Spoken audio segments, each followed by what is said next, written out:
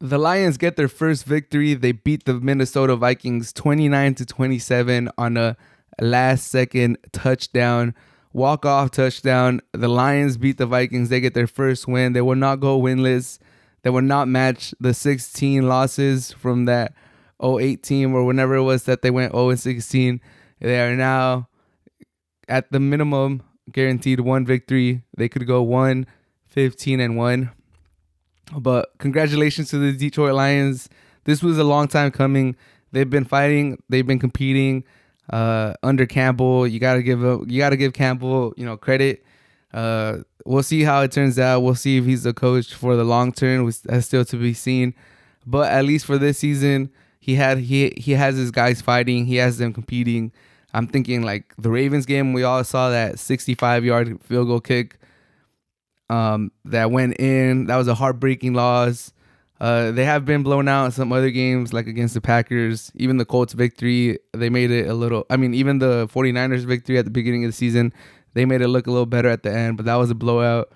But they've had other tough losses against the Vikings earlier this season, and they even played the Steelers tough. They got that tie. So they've been in some games. They lost to the Bears also by 2 points. So they've been in games where you're like, okay, the Lions have a chance. Is this going to be their first victory? They've been flirting with the victory, with the tie. They got a tie, and you're like, okay, if this is not it, if they can't beat the Steelers without Big Ben, when is it going to come? When is it going to come? Is it going to come against the Eagles? No, they get routed by the Eagles. Is it going to come against the Browns with Baker Mayfield, struggling with all the OBJ drama? No, they lose by 3. Could it be the Bears? The Bears are struggling. Nope, they lose by 2. And now you think the Vikings just love to let their fans down. They kind of reminds me of the Raiders. They just give you enough hope. They give you enough, excitement, and then they crush you. And the Vikings, who had been playing pretty good, they lost to the 49ers. No shame in that. It was a great game. They beat the Packers. They beat the Chargers. They fought hard against the Ravens. So you think, all right, the Vikings, as it's been their motto this whole season, they've been competitive every game, coming down to the wire, and their season hanging on a balance. They're 5-6. They need a win. If they get to 6-6, they have a chance. They're probably going to be the 7th seed, tied with the Washington, and we'll see how the season ends. So leading up to this, it was like, okay, the Vikings know they got to get it together. They're playing the winless Lions. This could be a blowout, or it could be another close game like it was earlier this season. But myself, I thought it was going to be... I thought the Vikings were going to take care of the Lions. I picked up their defense on fantasy. I was like, all right, this is easy. Give me some 10 points. Get the Vikings a victory. Push them back into the playoff contention. And then we'll see how they finish their season. But the Vikings love to Vikings, and they lost to the Lions. They put themselves in a hole. They were down 20-6 at halftime. They fought back in the second half, took the late lead. Kirk Cousins drove them down to get that game-winning touchdown. It looked like they were gonna walk away with the victory, and they blew it. That defense couldn't hold like it's been doing this whole season. They couldn't hold. The Lions marched down the field. Gotta give a little bit of credit to Jared Goff. Jared Goff, who had never won a game his whole career. He had never won one single game without McVay. He was winless before he got hired, and then obviously he won with McVay. And now with the Lions, first time he's been without him again. He was winless. He gets that monkey off his back. He throws for 3 touchdowns, 1 interceptions, and all of this without Swift. So I'll give a little bit more credit to the Lions too, doing it without their star or up-and-coming star running back.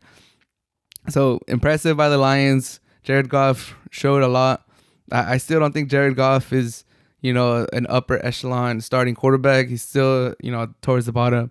But I like what he showed right there. He got the victory. And for the Vikings, I think that's it for the Vikings. This was their chance to go back to 500, which they've been fighting the whole season to get to 500. This could have been it, 500.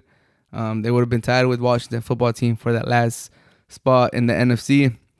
But now they're 5-7, and it's too tough of a mountain to climb, in my opinion.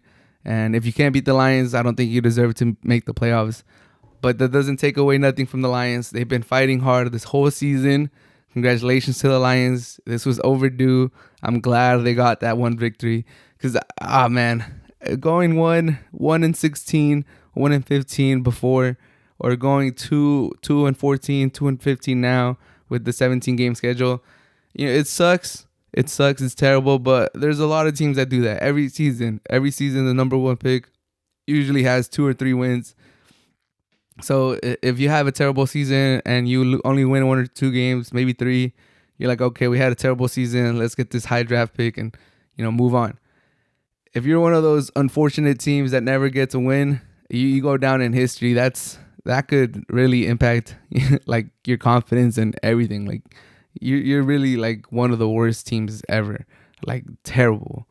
There's a lot of 2-14 teams. There's some every season, but you went winless. And I'm glad the Lions don't have to go through that. And it was also touching how they met at the post-game presser. They mentioned every single one of the deceased people in that school shooting in Detroit, in Michigan. I think that was that was nice. Dan Campbell, first victory of the season, first victory as a head coach, because this is his first season as a coach. And he takes the time to pay his respects, to mourn them. That was nice. So I'm a Dan Campbell fan. We'll see if he gets more victories, but he's showing that he has a lot of great character, and he shows that he's a leader of men, and you could obviously tell that the Detroit Lions are fighting hard for him. So that goes a long way. We'll see if he gets his X's and O's and if he's able to build the team, and we'll see how he does down the line. But you could at least say that he's a good leader, and his players play tough for him, and that says a lot. So congratulations to the Detroit Lions and Vikings. You guys are done.